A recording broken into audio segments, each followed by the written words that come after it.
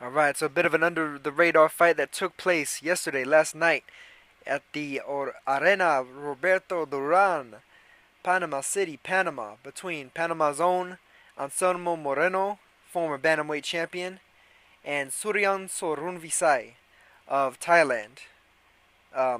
Basically the two top contenders competing against each other for what essentially would be a rematch for either of them against the WBC Bantamweight champion Shinsuke Yamanaka of Japan. Um, Excellent fight between these two. Both of them lost pretty close competitive decisions to Yamanaka. Moreno's was a bit more controversial.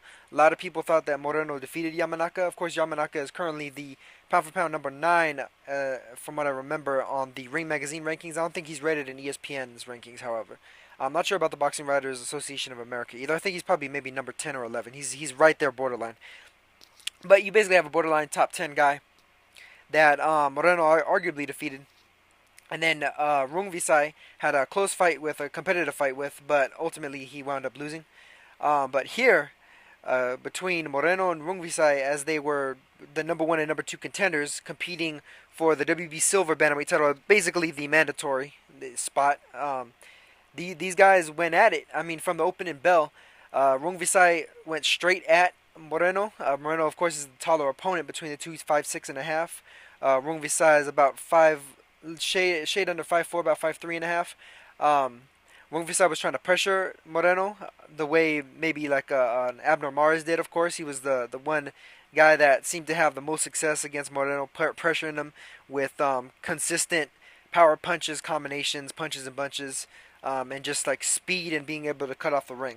Rungvisai didn't quite have the ability to cut off the ring the same way Mares did. So early on, Moreno was outboxing him, showing good inside fighting ability, good combinations, especially to the body. He's very good at going to an opponent's body and basically making it so that even if they're good at cutting off the ring, they won't be good for long in cutting off the ring because their stamina is going to be sapped. He also landed a lot of straight shots from his right jab as a southpaw, and that allowed him to set up nice left uppercuts and left crosses to Rungvisai's head. Rungvisai was going to the body a lot himself. He was trying to slow Moreno down, but he didn't really get a grasp into the fight until after a bit of a controversial second round. Basically, Moreno managed to hit Rungvisai with a combination. It was a jab, left uppercut, like kind of left uppercut slash hook to the body, then a second jab, and then left uppercut slash hook to the body. Both of them landed kind of borderline, just a tad below the belt line. They weren't extremely low, but they were borderline low. But the ref didn't call him low, and he probably wasn't even necessarily in position to see him. The ref was Jay Nady, of course. And so Rungvisai pulled away and started turning away from Moreno, like basically trying to like get Jay Nady's attention, saying like, "Look, I got hit low. I need some rest here." Jay Nady didn't say break. He didn't say stop. He didn't say anything. And Moreno basically leaped at Rungvisai, landed a right hook to Rungvisai's face as he was turning away, and like an overhand left essentially up to Rungvisai's temple. But the thing is, it wasn't even necessarily that Rungvisai was hurt from the shots and went down. It's the fact that he was turning away, and so he was completely out of position to even take the punches. And so he just got dropped. Jay Nady wound up calling it a knockdown. Rungvisai was pretty pissed off. And after that, Rungvisai started coming forward a little more aggressively. And the funniest thing is about a minute later in round 2, they wound up having a little bit of a clash of heads as Rungvisai and Moreno were thrown at the same time. You have an orthodox and a southpaw fighter. Sometimes head clashes happen like that. But it was almost like a delayed reaction because the head clash happened, then about a second and a half passed, and Moreno hit Rungvisai with a left cross to the head, and Rungvisai just went down. And really, Jay Nady probably should have and could have called that a knockdown because, albeit the head clash happened, it's not like Rungvisai went down from the head clash immediately. It's like the punch is what actually put him down. The head clash was kind of incidental to the action.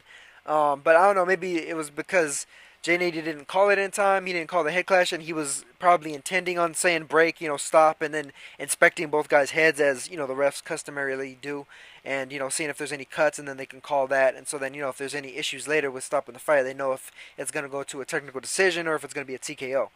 So, Moreno probably should have got credited for a knockdown, but then again, I mean, one of those was kind of iffy at the same time. I mean, theoretically probably could have got 2 knockdowns in the second round. The third round, Rungvisai pressured Moreno heavy, did some excellent work to the body and the head. It looked like he was able to find a little bit of a groove, getting inside on Moreno and just punishing him. Moreno was fighting back in the third round, but overall the round was controlled by Rungvisai. The fourth round was still really competitive.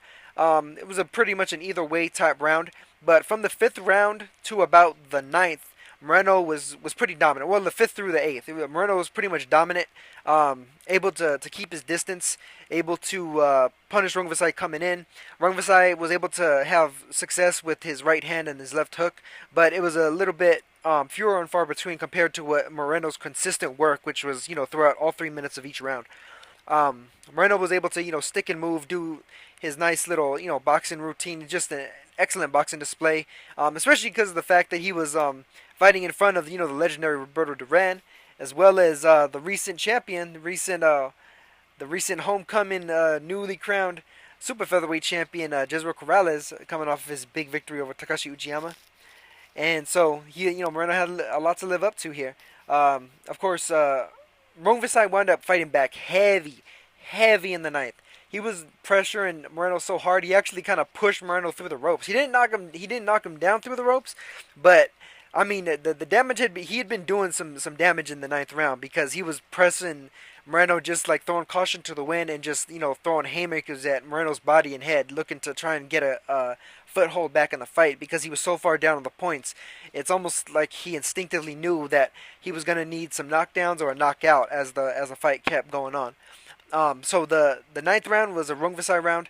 The 10th, 11th, and 12th were just hotly contested rounds, hotly competed rounds between both of them. Both of them were looking to do their best work, and both of them pretty much did some of their best work in those rounds. Rungvisai managed to press Moreno, keep Moreno guessing at where he was going to throw next, just put constant volume on Moreno, and Moreno, for his effort, was able to keep hammering Rungvisai both to the body and the head. Rungvisai was giving him plenty of opportunities to counter, and Moreno wasn't trying to waste those opportunities. He was taking each and every one of them as they came.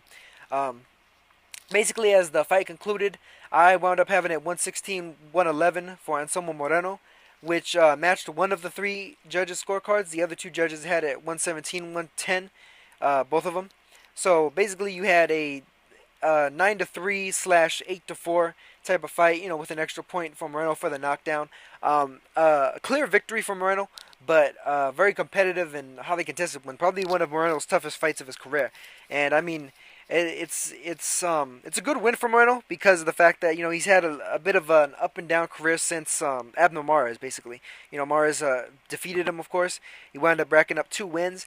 Then he lost the controversial technical decision to Juan Carlos Payano over in Texas. And then after the Payano fight, Shinsuke Yamanaka lost a controversial split decision to Yamanaka in Tokyo, Japan. But here against Rungvisai, he showed that he's still the goods. He showed that he's still arguably the top bantamweight fighter on the planet. And I mean, so now a mandatory rematch with Shinsuke Yamanaka looms for Anselmo Moreno. And that's pretty much going to be the next fight. I'd mentioned the other champions. Well, I mean, I might as well throw the other champions in there. You got with the WBA.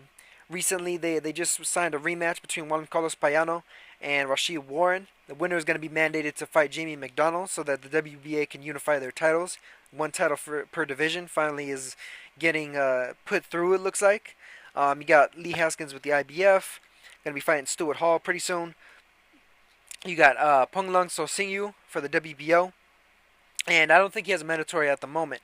But, he's still out there. He's probably the weakest of the 4 champions at the moment. Or, what is it? Is it 4? No, 5 champions, really. When you consider both of the WBA champions. But soon enough, that'll be settled. I'm wondering if maybe Tomoki Kameda may wind up fighting a rematch with Ponglang Sosingyu, actually, because he defeated Singyu before he became a champion, and now Singyu became a titleist for the WBO. So that may come off. But I mean, great job from Moreno, and a great effort from Suriyan. Did a solid job. Hey, maybe Suriyan could fight Ponglang over in Thailand, all-Thai showdown. And I think Suriyan would probably be favored. I would favor him in that fight. I think he's a better fighter than Ponglang. a more complete fighter, a guy with a little bit more endurance, and they're both inside fighters. But I think Suriyan is just a rougher, grittier fighter than Pong Long is. Otherwise, you also have Alejandro Hernandez out there. You got Rodrigo Guerrero out there. You got some very good fighters at bantamweight, as well as the dark horse Zlani Tete, who just became a little bit of a star in the UK now. Zlani Tete from South Africa, the tall, lanky, power punching southpaw from South Africa. He's a tough boxer puncher. I really can't wait to see him get stepped up to the elites at bantamweight, because I mean the way he was doing, the way he did Paul Butler down at super flyweight, man, that was amazing to behold. Great boxing display followed by a knockout. It'd be great to see Moreno and Tete in the future. That would be an amazing fight. I think like shit, that'd be, that's just an excellent fight right there. Excellent fight. But Moreno versus Yamanaka, first things first. I favor Moreno in a rematch versus Yamanaka. I actually thought he won the first fight. It was a very close fight though. And I mean, the Payano fight I thought was I think Payano probably had a little bit more of a grasp in that fight than Yamanaka did in his fight with Moreno. But I mean, generally the way you got to beat Moreno is you gotta keep him guessing. You gotta throw punches and bunches. You gotta try and feint the fainter. And try and catch him, and make him move where you gotta try and kind of juke him out, make him move where you want him to be, and then throw your punch at that spot where you're expecting him to move. Yamanaka did a little bit of that, and I mean Yamanaka's just a solid, all around boxer. But Moreno is, I think he's definitely one of the top technical pure boxers in the sport. If you want to talk about a guy who's slick, a guy who's a good counterpuncher, a guy who's a good inside fighter and outside fighter, look no further than Anselmo Moreno. I mean, shit. If with southpaws, I'd implore any and every southpaw to watch the way he fights. He's just excellent. Excellent under pressure and on the outside. Superb boxer. Props to Moreno for the victory over Suriyan, and on to the next.